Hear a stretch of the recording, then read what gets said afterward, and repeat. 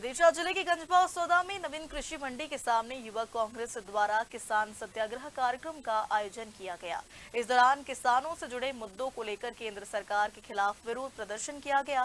कार्यक्रम में बड़ी संख्या में कार्यकर्ता और पदाधिकारी शामिल हुए। युवक कांग्रेस की प्रदेश उपाध्यक्ष गीता ने मीडिया से बातचीत करते हुए कहा कि केंद्र सरकार किसानों की जमीनों पर उद्योगपतियों और पूंजीपतियों के हवाले कर रही है, जिसका वे किसान सत्याग्रह के माध्यम से पूरे देश में विरोध कर रहे हैं। उन्होंने कहा कि किसान हितों की अनदेखी हो रही है और इसी के विरोध में यह आंदोलन किया जा रहा है, जिसके माध्यम से उन्होंने किसानों की समस्याओं का तत्काल निराकरण करने की मांग की है। पहली बात तो भारतीय जनता पार्टी की सरकार ने अमेरिका के साथ जो ट्रेड डील साइन करी है उसके विरोध में हम ये सत्याग्रह कर रहे हैं, जिससे भारत का किसान अमेरिका के किसान के साथ कंपटीशन करेगा और पूरी तरह से बर्बाद हो जाएगा। अडानी को उनके खेत सौंप दिए जाएंगे, अंबानी को किसानों को खेत सौंप दिए जाएंगे और पूरी तरह से भारत का किसान अपने खेत पर मजदूर बन के रह जाएगा। दूसरी बात यह है, जो विदिशा जिला है और पूरा प्रदेश है, इसमें जो गेहूं की तुलाई हो रही है, चना मसूर की तुलाई हो रही है, इसमें भारी धांधली सामने आ रही है। भारतीय जनता पार्टी की जो सरकार है उन्होंने स्पष्ट कह रखा है कि किसान कितना भी अच्छी अपनी फसल उपार्जन केंद्र पर लाए, सर्वेयर को वो लेना ही नहीं है। इतनी बड़ी अगर ट्राली लाता है उसमें एक दाना मट्टी का और या एक दाना त्योरे का आता है तो वो ट्राली रिजेक्ट कर दी जाती है। ये हमारी सबसे बड़ी लड़ाई है।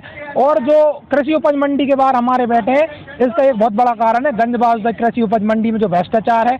यहाँ पर बहुत भारी मात्रा में भ्रष्टाचार हो रहा है। कई सालों से मंडी अध्यक्ष है नहीं, जिसकी वजह से यहाँ पे कोई किसी भी तरह से यहाँ पे कोई जवाबदार नहीं है।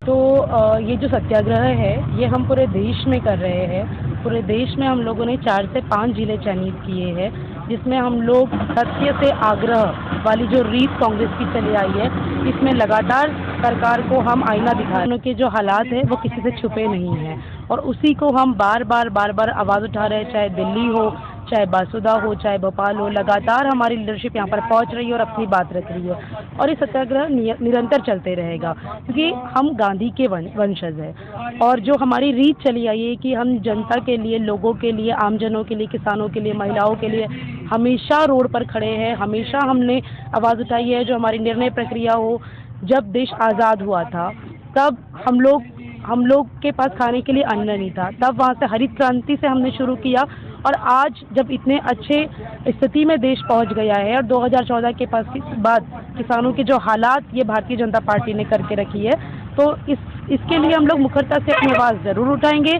बार बार सरकार को आईना दिखाएंगे। अगर हमारे सत्य से आग्रह से सरकार नहीं मानती है तो हम नए अहिंसात्मक पैतरे अपनाएंगे और सरकार से अपनी बात मनवा कर रहेंगे। किसानों के अधिकार के लिए लगातार लड़ते रहेंगे।